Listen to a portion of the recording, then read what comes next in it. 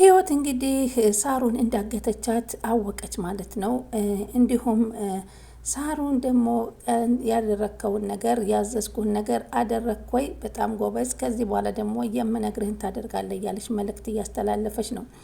እንግዲህ ህይወት እንዴት ነው ሳሩን መሆኗን ያወቀችው ልንል እንችላለን። አቶ መርከቡ የሚባል በወረቀት የተሰራ መርከብ በራቸው ላይ ወርቆ ያገኛል ዳዊት ሲገባ። ልክ ሲገባ እሷም ታየዋለች። እሷም አየችውና ይሄንን ነገር ከየት ነው ያመጣኸው? ይሄ ነገር እኮ እኔ ከታገድኩበት ቦታ ላይ ነበረ ስትል ትነግረዋል። ዳዊትም ይህንን ታገኘው ለሶስተኛ ጊዜ ነው፣ ግን ይህን ነገር የምታደርገው ሳሩን ናት። ለምን እኔ ከታገድኩበት ቦታ ብዙ ቦታ ላይ ነበረ ትለዋል። ይህ ነገር እንቆቅልሽ ሊገባኝ አልቻለም። ይህንን ጥያቄ የምትመልስልን ሳሩን ናት እና ሳሩን ይጠሯታል። በፍጹም እሷ እንዳልሆነች ትገልጻለች። ሰላም የውድ ቻናል የተከታታዮች እንደምን አላችሁ? ሰላማችሁ በያላችሁበት ይብዛልኝ። ለቻናል አዲስ ከሆናችሁ ሰብስክራይብ ያደረጋችሁ የደወል ምልክቷን መጫን አትርሱ። ሰብስክራይብ፣ ላይክ፣ ሼር የምታደርጉኝ ከልብ ነው የማመሰግነው። ቀጣይ የህይወት መንገድን እንግዲህ ይዘንላችሁ መጥተናል። ህይወት እንግዲህ ሳሩን እንደሆነች ያገተቻት ያወቀችበት ምክንያት ይህ የተሰራ የወረቀት መርከብ እንግዲህ በእሷ በታገተችበት በብዛት ቦታ ላይ ስለነበረና ይህ ደግሞ አሁንም ከሳሩን ከበሯ ላይም ስለተገኘ እንዲሁም ከፖርሷ ውስጥ ስለተገኘ ይህ ነገር ማን ነው ሊያደርግ የሚችለው በሚል እንግዲህ ዳዊትና ህይወት በተነጋገሩበት መንገድ ላይ ነበረ እሷ መሆኗን ያወቀቻት ህይወት ማለት ነው። ሆኖም እሷ ስትጠየቅ ግን እኔ የማውቀው ነገር የለኝም ሳሩን፣ ይሄ መርከብ ወረቀት ምን እንደሆነ ትርጉሙን ልትነግሪኝ ትችያለሽ? ሲል ይጠይቃታል። ወረቀት ነው መርከብ የተሰራ ወረቀት፣ ሌላ ምን ሊሆን ይችላል? ታዲያ ይሄ ነገር ሩትም አግኝታለች፣ እኔም አግኝቻለሁ፣ ከፖርሳች ውስጥ ተገኝቷል። ይህ ነገር እንዴት ሊሆን ይችላል? ሲል ይጠይቃታል። እንደዚህ የልጆች ጨዋታ የምትጫወት ይመስልሃል እንዴ? ስትል ሳሩን ትጠይቀዋለች። ህይወትም ሳሩን በተፈጠረው ነገር ስትላት ዝም በይ አንቺ አፍሽን ዝጊ አለቻት ማለት ነው። በቃ ህይወት ነይ ወጣ ብለን ትንሽ አየርን እናፈስ ሲል አትሄድም ጤፍ ትለቅማለች ስትል እንዴ ጤፍ ደግሞ ከመቼ ወዲህ ይለቀማል? እንደምንም አድርጋ ትልቀመው እንደምንም አድርገሽ ልቀሚው ስትላት ደግሞ እሷም እሺ በቃ እኔ እንውጣ ሳት በፍጹም አልወጣም፣ ሳሩን ያለችውን ነገር ካልፈጸምኩኝ ችግር ነው ዳዊት ታውቃለህ። ስለዚህ ጤፉን አዘጋጃለሁ፣ ያው ጤፍ አይለቀምም ይበጠራል እንጂ አበጠራለሁ ስትል መልካም ማበጠር ይሆንልሽ ብሎ ጥሏት ይወጣል። እሱም እንደገና ወደ ውጭ ሲገባ ደግሞ ሩቲና ደግሞ ሜኪ ይገናኛሉ። ሜኪ ደግሞ እንቅ አደረጋትና አንቺ ልጅ ምን እያደረግሽ ነው? እዚህ ቤት ውስጥ የገባሽበት ነገር ግራ አገባኝ። ከመቼ ወዲህ ነው የነ ህይወት እህት የሆነሽው? ስላት አንተ ልጅ አርፈ ተቀምጥ፣ ገና የዚህ ቤት ስትመጣ ይሄ ነገር ማወቅ እንደምትችል ጊዜ እንደማይፈጅብህ አውቄ ነበረ። ሆኖም ግን እኔ የማደርጎ ልጃቸው ነኝ፣ ካደግኩ በኋላ ስለመጣሁ የነሱ እህት ሆነ አለቀ ስትለው በፍጹም አልተዋጠለትም። ከዛ ስትሄድ ተከትሏት እየሄደ እያለ እንግዲህ ስሚ ህይወት ናት እንጂ የነ ዳዊት እህት አንቺ አይደለሽም፣ ይሄን ደግሞ አውቃለሁ ስትል ዘወር ብላ እሱ ጋር ስትፋጠጥ ወይዘሮ ሰላም የምትባለው የህይወት ጓደኛ ደግሞ መታዘረረችው ማለት ነው። እንዴት ትመቸዋለሽ ስትለው እንዴ ማጅራቱን አውቄ ከጀርባ ሀግ ማድረጉን አውቄዋለሁ ስትላት በፍጹም ይሄ እኮ የዳዊት ጓደኛ ነው ስትላት የዛ የጸይሙ ልጅ የቆንጆ ልጅ ወይ ገደለኝ ማለት ነው። እባክሽ ነይ እርጅኝና ቀጥ አድርጊ፣ መማታት አልነበረብሽም፣ እኔ እኮ ይሄ ሰፈር ያስገድልሻል ብዬሽ ነበረ ስትላት ከዛ በኋላ አልነቃ ሲል ስትጨናነቅ ከፖርሳዋ ቅጠል አመጣች እና እባክሽ በሱ ቅጠል እኔ አላምንም አታድርጊበት ብትላትም ታያለሽ ብላ ቅጠሉን አስነጥሳ ሰውየውን ሜኪን አስነሳችው እና ሜኪ ደግሞ ይሄን ነገር አላምንበትም ሲላት መልሳ መጥታው ሄደች ማለት ነው። ሰላም ደግሞ ለሩቲ በተወደደ ሆማን ሄር እንግዲህ ጸጉርሽን ላጭቶ ይሸጥልሽ ነበር፣ እኔ ባልደርስልሽ እኔ ነግሬሻለሁኝ እያለች ነበር። እባክህ ተወኝ እያለችው ነበር። ሩቲ ደግሞ ከእኔ ህይወት ውጣልኝ፣ ተወኝ፣ እንደፈለግኩልን አትጠይቀኝ፣ አትናገረኝ እያለችው ሜኪን ታናግረው ነበር። ሳሚ ደግሞ መኪ ሲያየው ማን ነው እንደዚህ ያደረገ? ሰላም ናታ። እሷ እኮ ማታረገው የላትም ከዚህ በፊት ሳሩንንም መትታት ነበረ። የሰፈሩ ጋንግሪት ናታ ሲለው እንዴም ህይወት የማታመጣብን ነገር የለም የህይወት ጓደኛ እኮ ናት ብሎ ሳሚ ለሜኪ ይነግረዋል። ሜኪ ደግሞ ውሃ በሎና ውስጥ አድርጎ ይዞ እንግዲህ ፊቱ ላይ እያበረደ ይገኛል። ፊቱን በጣም ስለመታችው ህይወትና ሰላሜት ይተዋወቃሉ ሲለው የትምህርት ቤት ጓደኛዋ ናት ሲለው አሀ አለ ማለት ነው። ሜኪ እንግዲህ ህይወትን እያወቃት እንደሆነ ታውቃላችሁ እንዴ? ግን አንተ ከኋላ እኮ መታን የዘረረችኝ። እውነት የሴት ልጅ እጅ እንደዚህ ግን ያማል? በጣም እኮ ነው የመታችኝ። ኧረ እሷ እንደውም ከፈለክ ፈስ በፈስ አደርጋችኋለሁ ትላለች። ተጠንቀቅ። ሳሚ ደግሞ ኧረ እባክህ እሷ አይደለችም የመታችን መንፈሷ ነው። እሷ ቅጠል በጥሳለሁ ምን አደርጋለሁ እያለ መንፈስ የምታምናት። ደግሞ ይሄምን ማለት ነው? እኔ አላምንበትም አለ ሜኪ። በዚህ ዘመን ጥንቁልና ኧረ በፍጹም እኔ አላምንም አለ ማለት ነው ሜኪና እንግዲህ ውሃ እያቀዘቀዘ ፊቱን ይዞ እኮ ለጠቅላላ እውቀት እንዲሆንህ ብዬ ነው የነገርኩ ሲል ሳሚ ይነግረዋል። ግን ይችን ጀግና ብተዋወቅ ደስ ይለኛል። አሁን ዳዊት የሰማ እንደው መቼም እንደው ይቀልድብኛል ሲው እሱ ምን ሆነና እሱንስ ስትቀልድበት የለም እንዴ አለው ማለት ነው። ግን ጀግና ናት ይችን ልጅ። እኔ ወጣ ያሉ ሴቶችን መተዋወቅ ደስ ይለኛል እና ብተዋወቅ ደስ ይለኛል ሲል ሜኪ ለሳሚ ይነግረዋል።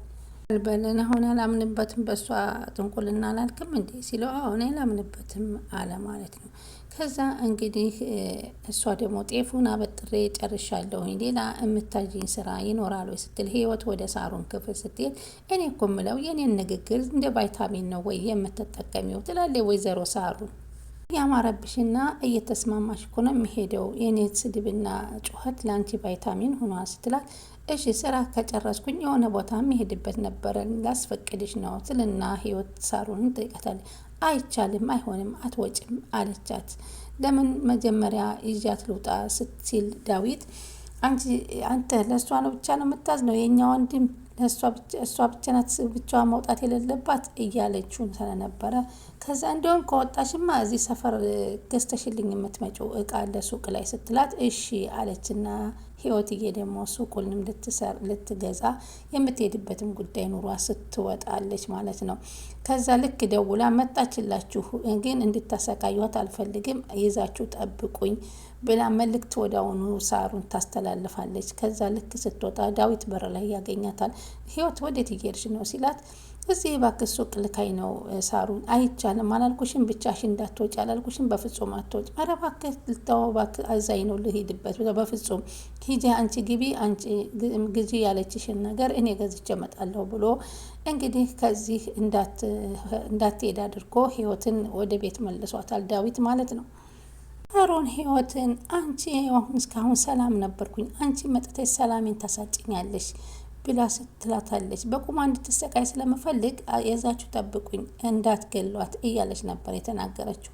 ከዛ በኋላ ወደ ውስጥ ቤት ውስጥ ገብታ ከሂሩት ጋር አብራ ቁጭ ብላ ነበር። ህይወት ስትወጣ ሳሩን ተከትላ ወጥታ ቢሮዋ ሁና ትእዛዟን ልታስተላልፍ ቢሮዋ ስትገባ ያ የወረቀት መርከብ ከጠረጴዛዋ ላይ ቁጭ ብላ አገኘችው። እንዴ ይሄ መርከብ ወረቀት ደግሞ ከቢሮዬ ድረስ ጭራሽ ገብታችሁ ማስቀመጥ ቻላችሁ? በቤቴ በፖርሳዬ እዛ ግን ነገሩ ይሄን ሊያስጨንቀኝ አይገባም አለች። ግራ ተጋባች። ማን ነው እየተከታተለኝ ያለው የሚለው ውስጧን ያስጨንቃት ገባ። ቢሮዬ ድረስማ ካገኘው እነ ዳዊት አይደሉም እነማን ሊሆኑ ይገባል ሊያስጨንቀኝ ይገባል አለችና እንግዲህ ከዛ ህይወት ቤት ውስጥ ገብታ ሩቲን አግኝታ ቁጭ ስትል ሜኪ ከእንቅልፉ ተነስቶ ሲመጣ አንተ እንቅልፍ እኮ የቀን እንቅልፍ ያወፍራል ምን ነው ውፍር ባልኩኝ በማወፈር እፈልግ ነበር ግን ደግሞ እኮ ምግብ ሳትበላ ነው የተኛኸው ምግብ ላምጣልህ ስትል ታለዋለች ህይወት ሜኪን። አንቺ የሰራሽው ነው አግኝቼ ነው እስኪ በያቅርቢልኝ ብሎ ይነግራታል። ሩቲም ለሚኪ በጣም ተግባብታችኋል ከህይወት ጋር ስትለው እንዴ ድሮም እኮ ከልጅነቷ ጸባየ ሰናይ ናት ስትል አሁንም አቁም ዝም በል አለችው። ያንኑ ሚስጥር ሊያወጣብኝ ነው ብላ ሩቲ ፈርታ ማለት ነው። እውነቱን እስከማወቅ ድረስ በፍጹም አልተውሽም ሲላት እባክህ ችክ አትበልብኝ አለች ሩቲ ሚኪን። ሩቲ እኔ እኮ ሳውቅሽ አንቺ በጣም ታማኝና ግልጽ ነበርሽ ግን አሁን ምንድነው እባክህ አንተ ከመጣ ጀምሮ ነገሮችን እያበላሸህብኝ ነው ታገሰኝ ዝም በል ኧረ በእናትህ ልለምንህ ትለዋለች ሚኪን ሩታ። ወይዘሮ ሩቲ እንደገና ፍቅር አገረሸብሽ እንዴ ልብሽ መታ እንዴ አላት። እኔ ስለአንተና ስለኔ ግንኙነት እንድትናገር አልፈልግም ስትለው አስሉ ያንቺና እኔ ፍቅር ላይ መለስ ሄዷል ብሎ ሲላት እንግዲህ ጽናት ደግሞ ምግቡን አዘጋጅታ ይዛል ልትመጣና እየበላው በጣም ቆንጆ ምግብ ነው ይሄንማ የሰራችው ሴትዮ መጉረስ አለባት ብሎ ያጎርሳታል ማለት ነው። ሩቲም ህይወት እኮ ናት የሰራችው ስራውን እንዴት ጣዕሙ ይጠፋባታል ብለህ ነው እንዲ አጎርሰች ነበር አንቺን ግን ያልቅብኛል አላት ማለት ነው። ከዛ አረ ሞልቷል አለች ህይወት አመጣለሁ አጉርሳት አለች። አይ ህይወትዬ እሱን ጉርሻ አይቼ ጠገብኩኝ አለች ማለት ነው። የዚህ ጊዜ ደግሞ በር ተከፈተና ወይዘሮ ሰላም ብቅ ምና መጣይና ከሚበሉበት መካከል ተንደርድራ ሄዳ ጉልበቱ ስር ወደቀችና ሚኪን ይቅር በለኝ ባደረኩት ባጠፋሁት እያለች እንግዲህ የመታቸውን ይቅርታ ልትጠይቅ ቤት መጣች ማለት ነው።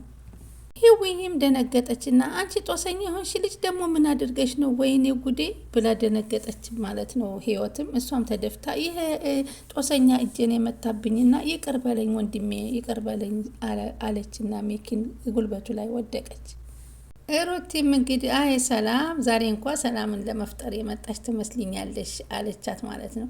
ከዛ አረ በቃ አንተ አለችና ፊቱን አይታ እንዴት ቆንጅዬ ልጅ ነው ለካ ፊትህን ሳላይ ነበረ እስኪና በጅ የፊትህ ደግሞ መለስለሱ እንዴት ታምራለህ ማለት ነው እያለች ስትል ሩቲ በጣም ታያት ነበር። ሳሚና ዳዊት ቁጭ ብለው ስለ መርከብ ወረቀት ይነጋገራሉ። እንደው ሳሩን እኮ እኔ አይደለሁም ይህን ወረቀት ያስቀመጥኩት አለች። ግን ለባዶ ወረቀት ለምን እንጨነቃለን ሲለው ትርጉም ቢኖረው ነው እንጂ የሚያስቀምጡልን ትርጉም ባይኖረው እኮ አያስቀምጡልንም። ያልጠረጠረ ተመነጠረ ይላል ሲል በር ተንኳኳ። ወይዘሮ ሳሩን ከቢሮዋ ላይ ያገኘችውን የመርከብ ወረቀት ይዛ ይህን መርከብ ወረቀት እኮ እኔም ቢሮ አገኘሁ ትላለች። ይሄ ወረቀት ጋር የሚያገናኘን ከአንቺ ስልክ ላይ የተመዘገበው መርከብ የሚለው ሰውዬ ጋር ግጥጥም ነው እና አንቺ ልትሆኚ ትችያለሽ ሲባል በፍጹም እኔ አይደለሁም የስም መገጣጠም ነው ስትለው ኧረ እባክሽ ይላል ሳሚ። እውነቱን ንገሪንና አሳርፊን፣ ኧረ ተይ አንቺ አትበጥብጭን አላት። በቃ እኔ ሻወር ልውሰድበት ብላ ስትገባ ሩቲ ትመጣለች። ይሄ ነገር ግን እኔም ሳሩን አትመስለኝም፣ እኛ ቤት ውስጥ ከኛ ጀርባ አንድ ሰው አለ ይህን ነገር የሚያደርግብን ማን እንደሆነ ማወቅ አለብን ትለዋለች ለሁለታቸው። ዳዊትም አንቺ ሩቲ ከእንዲህ አይነት ነገር ረፊ ያላልኩሽም በእርግጥ ለእኔ ያስበህ ነው፣ አይዞ ወንድሜ እኔ ራሴን መቆጣጠር እችላለሁ፣ በቃ የዚህ ቤት የሚሰማኝ የለም ማለት ነው ሲል ዳዊት ተናዶ ይወጣል። ከዛ እሷም ወጥታ ስልክ እያናገረች ኦፍ ዛሬ ሰለቸኝ፣ አሁንስ ሳሩን እህቴንም የሚያስፈራራት ነው ሰው አለ፣ የዚህ ነገር ጉዳይ ማልቂያው ምን እንደሆነ ግራ ገባኝ እያለች ስልክ ስታወራ ሜኪ ደርሶ ቀስ ብሎ እሱ ደግሞ ያዳምጣት ነበር። ሩቲም ሰሞኑን እኔ ድብርት ላይ ነኝ፣ ብቻ ተጨናነቅ ያለው ማንኛውም እዛው ከምንገናኝበት ቦታ ላይ እንገናኛለን ስትል ሲሰማ ልክ ልትከፍት ነው ብሎ እየሮጠ ይደበቃል ሜኪ።